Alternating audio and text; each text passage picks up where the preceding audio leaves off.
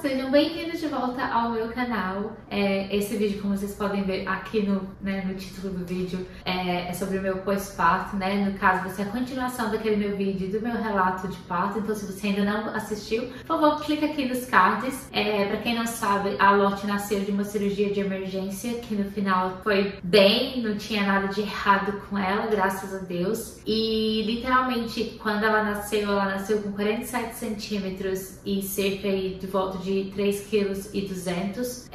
E como eu já disse anteriormente, ela nasceu no dia do meu aniversário. E daí, quando ela nasceu, foi aquele mix de emoções, de gente contando para as pessoas. Como eu tive uma cesárea de emergência, eu fiquei internada por mais 2 dias no hospital. Então eu tive ela numa quarta-feira. Na verdade, eu entrei no hospital na terça-feira à noite, e aí eu tive ela numa quarta-feira de madrugada, e aí eu só saí do hospital na sexta-feira de noite. Enquanto eu tava ali no hospital, foi um mix de emoções. No hospital público do Reino Unido, geralmente você divide o quarto com várias pessoas, mas no meu caso, como eu tinha uma grande chance de ter depressão pós-parto ou um episódio maníaco, que eu já ia falar maníaco, eu fiquei numa ala sozinha, num quarto reservado, privado. Não é todo mundo que tem essa chance. Em alguns hospitais você pode sim pagar por diária para você ficar nesse quarto reservado, mas eles dão prioridade para pessoas que realmente estão precisando. Então, no meu caso, eu precisava, a gente já tinha pedido, né, para eles, quando a neném nascesse, eu poderia ficar nesse quarto privado, mas era uma questão de muita sorte e no final deu tudo certo. Eles no início não queriam me dar o quarto, mas eu tive que pedir muito, porque foi assim, um choque com a cesárea de emergência, que eu tava sentindo muita dor. A gente tinha o vazamento na casa, então o Bi teve que me deixar pelo dia todo na quarta-feira, no dia do aniversário. Gente, eu não me esqueço nunca dessa data. Ele teve que voltar pra nossa cidade pra poder resolver todas as coisas, pra poder entregar as chaves, né, pro dono da casa, pra eles resolverem a situação, pegar todas as coisas que a gente precisava pra transferir pro Airbnb que a gente tinha alugado. Então foi assim, aqueles meus primeiros momentos como mãe. Eu tava sozinha, eu não poderia receber nenhuma visita. Os pais do Bi não vieram me visitar, os meus amigos que estavam próximos não puderam vir me visitar porque eles foram barrados. Então foi realmente um mix de emoções aquelas primeiras 24 horas. E depois o Bi pôde dormir comigo, graças a Deus, porque a gente tava nesse quarto privado. Porque se a gente estivesse dividindo apartamento com outras pessoas, ele poderia ficar até 8 horas da noite. O que eu realmente não entendo essa lei na Inglaterra, né, no Reino Unido, porque que os pais não podem acompanhar as mães naquele momento. E principalmente, imagina, você acabou de ter bebê, você teve uma cirurgia, você não pode ficar andando, se movimentando muito. Então, essa coisa de restringir que os pais, né, estejam presentes, ou até mesmo, por exemplo, o que eu acho muito sacanagem de, sabe, os pais não poderem ter uma licença paternidade maior, é uma coisa que eu acho que a gente tem que debater muito, e a gente tem que lutar por esses direitos, porque é muito complicado. E graças a Deus, eu falo assim sempre, eu tive muita sorte, porque eu tive o Bi do meu lado. Ele pegou ainda 5 semanas, na verdade, de licença paternidade e 1 semana de férias. Então, não é todo mundo que tem essa chance, né, de poder ter, e tem essa, como é que se diz, sorte. E no meu caso eu tive. E daí, quando a gente foi sair do hospital, a gente literalmente foi pro Airbnb que a gente tinha alugado, e o irmão do Bi veio ajudar a trazer algumas coisas pra gente. E nos dias seguintes, a mãe dele esteve com a gente e ficou um pouco com nós, o que foi assim, essencial, mas ao mesmo tempo foi, eu tenho essa palavra, overwhelming, que foi tipo meio, um mix de emoções. Mas gente, como é que eu falo? Eu nunca lembro as palavras em português, porque overwhelming é uma palavra tão em inglês, sabe, que eu tô tão acostumada, mas que teve tipo muita coisa envolvida, tipo, e que eu não sabia como reagir naquele momento. Eu acho que a melhor coisa que eu posso explicar aqui agora. E nos meus primeiros dias eu já fui logo, tipo, amamentando a Lotte, e a gente tava acompanhando, fazendo acompanhamento. Uma coisa que é diferente do Reino Unido pro do Brasil é que o seu time de midwife, né, como eu tinha falado antes, ele vai visitando na sua casa. Então eles te visitam aí com 3 dias, 5 dias, se não me engano. Aí daí vai pra 10, e aí ele vai dando um espaçamento. Então eu tive pessoas que vieram na minha casa, em vez de eu ficar saindo com a bebezinha tão, sabe, tão inofensiva, tão, sabe, tão pequenininha, pequenininha e pra, tipo, contrair todos os germes do mundo, bactérias, etc. A gente teve esse time vindo na nossa casa. A gente teve que sair uma vez pra ir no médico rapidão, porque a gente tava com medo, porque o cordão umbilical dela tava, tipo, saindo e tava, tipo, de uma forma assim, não do jeito que era pra estar saindo, né? Não do jeito que era pra dar cor. Então a gente ficou preocupado com isso. Então essa foi a única vez que a gente literalmente saiu. E a gente acabou ficando no Airbnb por 2 semanas. O que é uma loucura, porque a gente literalmente não tinha nada. Então o Bi tinha que ficar indo todo dia na minha casa, né, na nossa casa, pra pegar coisas e poder trazer pro Airbnb, e daí levar, traz e volta, e sempre faltava alguma coisa. E aí eu lembro que no início eu tinha que tomar as injeções por 10 dias, né, que seriam umas pra evitar... Ai, gente, como é? Blood clot, que seria, meu Deus? Eu sempre esqueço as palavras, literalmente. Acho que é pra evitar trombose, alguma coisa assim. É porque a gente, tipo, fica muito tempo deitada na cama. Então, sei lá. Então, naquele meio tempo que eu tava recebendo as visitas do time da midwife, e aí a gente tinha também um agente de saúde que viria também pra ser a pessoa que iria tomar conta de mim. Eu também tinha o meu time de perinatal, né, que seria pra saúde mental. Então eu tava tendo literalmente 3 pessoas vindo toda semana pra minha casa. E aí nesse meio tempo ainda teria uma 4ª pessoa, que seria do Family Center, que iria ajudar. Então eu teria 2 pessoas só pra cuidar da minha saúde mental, que iria vir toda semana e a gente ia conversar e tudo mais. Como eu também teria, tipo, o time da midwife pra cuidar de mim, da neném, e da health visitor, né, que seria a agente de saúde. E quando começou a agente de saúde vir, começou tipo um caça a bruxas. Literalmente começou um caça a bruxas. E eu acho que eu e o Bi, como pais de primeira viagem, não sabia como lidar. E a gente acabou tentando pedir orientação para os pais dele, que mais atrapalhou do que ajudou. Quando a agente de saúde começou a vir para pesar a Lotte e ver como que ela estava desenvolvendo, ela começou a dizer que a Lotte não estava engordando, que a Lotte, ela não estava, tipo, seguindo o patamar, né, o nível das crianças da Inglaterra. E, gente, vamos contextualizar aqui. Eu sou uma pessoa muito pequena, eu tenho 1,57 de altura. O Bi tem 1,70, eu acho. 1,72, alguma coisa assim. A gente não é pais imensos. Segundo, eu sou brasileira, ele é inglês. Obviamente que a nossa bebê, sendo um mix daquilo, ela não iria seguir uma linha reta dos bebês da Inglaterra, que geralmente os pais são muito mais altos que eu e têm muito mais corpo do que, por exemplo, isso, sabe? Tipo, a minha gestação inteira, a bebê cresceu saudável. Eu não tive, tipo assim, eu não engordei muito, eu não tive uma barriga enorme. Então, eles começaram a dizer que a minha bebê não seguia, tipo, o ritmo dos bebês ingleses. E eu, tipo, sou o mix, sabe? Mix, e a minha família não é grande também. Então, eles começaram um caça-bruxas. E aí, o primeiro problema, a gente resolveu, que seria, ela tinha a língua presa. Então, aí na primeira semana, na primeira e segunda semana, a gente fez a cirurgia da língua presa, né, que era só cortar a linguinha dela, mas ninguém falou pra gente naquele período que a língua poderia voltar a crescer.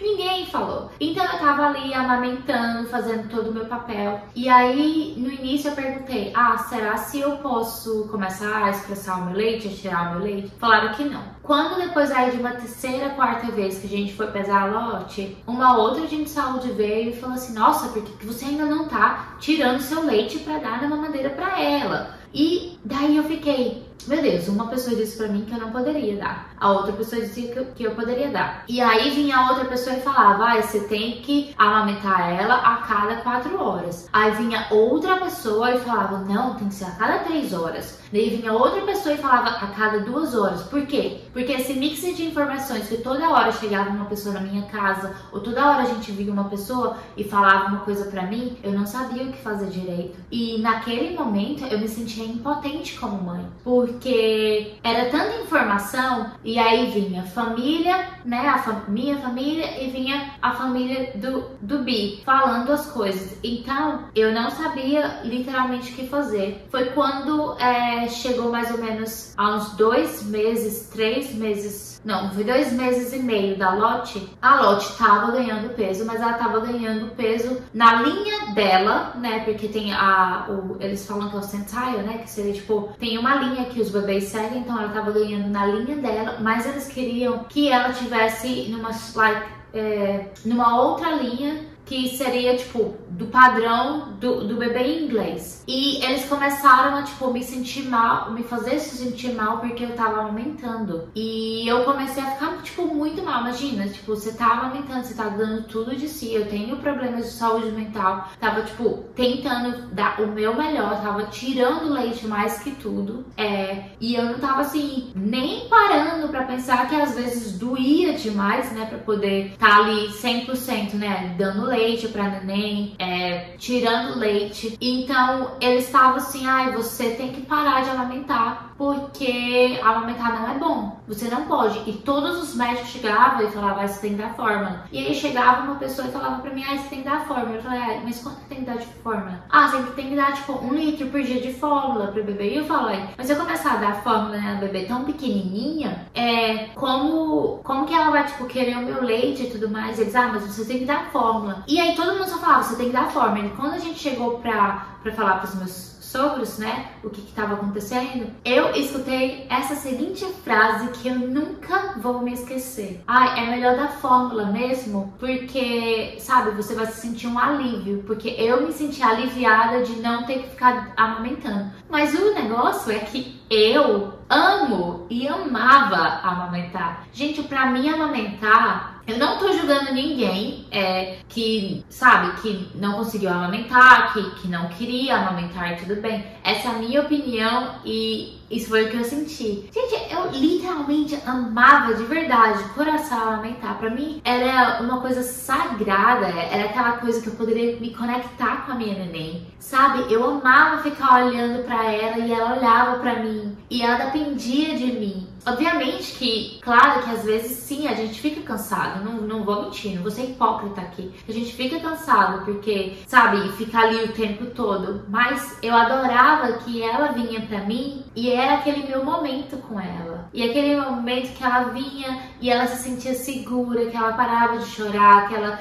ia dormir, que ela fazia, sabe? Pra mim não tem igual. Então eu como pessoa queria amamentar. No início, quando eu tava ainda grávida, eu pensava assim, sabe, se eu não gostar de amamentar, eu não vou amamentar. Se talvez eu fique tipo até 6 meses exclusivo, que é o tempo que eles precisam, mas não, eu literalmente amei. Então pra mim foi tipo, quando alguém falou pra mim, você tem que parar de amamentar porque você tem que dar fórmula e etc, pra mim era como se, sabe, a pessoa estivesse me matando pra não dizer pior.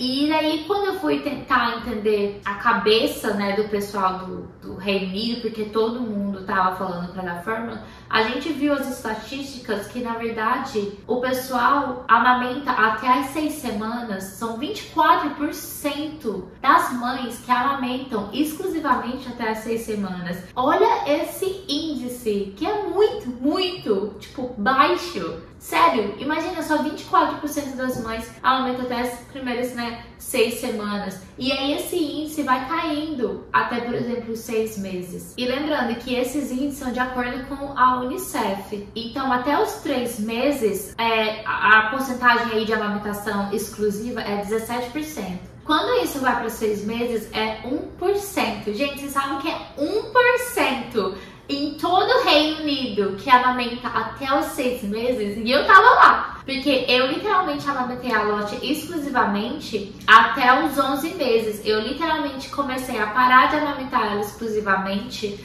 quando a gente foi agora pro Brasil, porque daí o meu estoque de leite acabou, porque eu tive que descongelar tudo, né, que tava na geladeira. E aí a gente tava indo pra casa da minha mãe, a gente tava também mudando aqui para as Ilhas Caimã, então eu comecei a introduzir um pouco da fórmula e aí de repente ela começou a a parar de querer amamentar, o meu leite começou a secar. E eu falei, tudo bem, né? Agora ela fez os 12 meses dela, né? Tipo, então eu falei, ok, eu fiz a minha parte.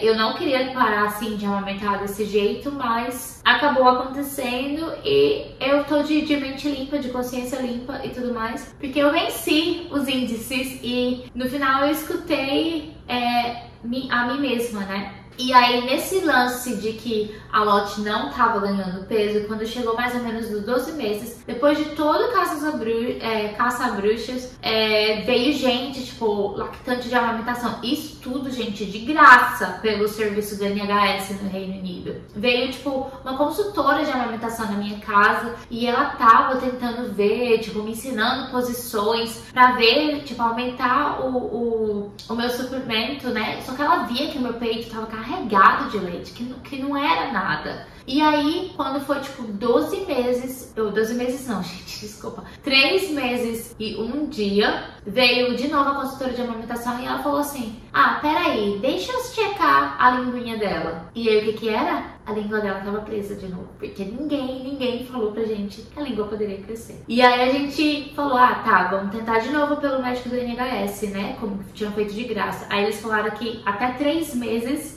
seria de graça, depois disso a gente teria que pagar. Então eu lembro que foi ali no Natal, e aí a gente pagou alguém, e o legal é que, tipo, veio alguém na nossa casa, né, tipo, veio uma médica na nossa casa, pra cortar de novo a linguinha dela, e aí nisso, tipo, o peso dela começou, tipo, a ganhar de novo, e aí as pessoas começaram também a deixar, tipo, esse caço a bruxas, porque eles perceberam que aquela dali era a linha dela, e eu completamente orgulhosa de mim, porque eu não desisti de amamentar, e foi, assim, uma jornada muito linda. Depois eu posso, tipo, fazer um vídeo mais aprofundado, né, respondendo perguntas e tudo mais, sobre essa minha jornada com a amamentação. E eu acho que, assim, tipo, os meus primeiros meses também pós-parto, né, foram muito escuros, foram muito sombrios. Fora isso, essa jornada da amamentação, eu acabei tendo depressão pós-parto. Eu não sei se eu consegui me aprofundar muito nesse vídeo, mas mesmo tendo o suporte de toda a equipe, vendo psiquiatra a cada 2 meses, tendo uma pessoa vindo a cada semana para conversar comigo, foi muito, assim, acho que choque de realidade com dificuldades, porque eu acho que eu vendo as minhas amigas no Brasil que tiveram filhos ou que estão tendo filhos quase que na mesma época que eu vendo que a família estava lá dando suporte, que a família, sabe, eu vejo, tipo, algumas amigas minhas que falavam, tipo, minha sogra faz comida pra mim todo dia, ou vem aqui, ou eu vou pra lá, ou a minha tia faz isso, ou, sabe, tem aquele suporte, né, aquela comunidade pra te ajudar. E eu, apesar da minha mãe e a minha irmã terem vindo, né, que foi, assim, um período maravilhoso quando elas vieram visitar a gente, eu não tive aquilo no dia a dia. Eu, literalmente, ficou eu e o Bi, e o Bi e eu. E foi isso, sim. Os meus sogros acabaram não ajudando a gente como a gente achava que eles iam ajudar. Tipo, no final, muitas das vezes eles queriam vir na nossa casa só quando o Bi tava lá. Tipo, se fosse assim, no meio da semana pra me ajudar, porque eu tava sozinha e o Bi tava trabalhando em Londres, eles não iam vir e eles sempre cancelavam, sempre era alguma coisa. E isso, assim, me deixou muito, muito mal. Eu não tinha tantos amigos perto porque a gente tinha acabado de se mudar. Eu não tinha ninguém, assim, pra conversar, pra passar o dia. Eu lembro que a neném chorava e eu chorava junto com ela, eu chorava imensamente com ela. E aí vinha a questão do tempo, né, do clima, que a gente tava entrando ali no inverno, que os dias eram chuvosos, nublado. E aí vinha todos, sei lá, os pensamentos, as coisas, e tentar lidar com aquilo ali num período que eu tava, sabe, que eu tinha acabado de passar por um período, assim, muito sensível, e continuar tendo daquilo e aumentar e eu não sabia como lidar com aquilo, me deixou assim numa escuridão que eu acho que ainda o motivo de eu acordar todo dia era porque a Lotte precisava de mim. Mas assim, foi muito, muito, muito intenso aquele período. Quando foi em janeiro, a gente aplicou para um serviço de terapia mais profunda e daí eu só consegui ter esse acesso tipo de terapia mais profunda em março. E aí, quando foi agora em julho, eu consegui reduzir um pouco do meu quadro, né, de depressão e de ansiedade, porque o meu caso, tipo assim, tava altíssimo. Eu cheguei a ter intervenção médica uma vez, e porque eu tive um episódio, assim, tipo, muito louco.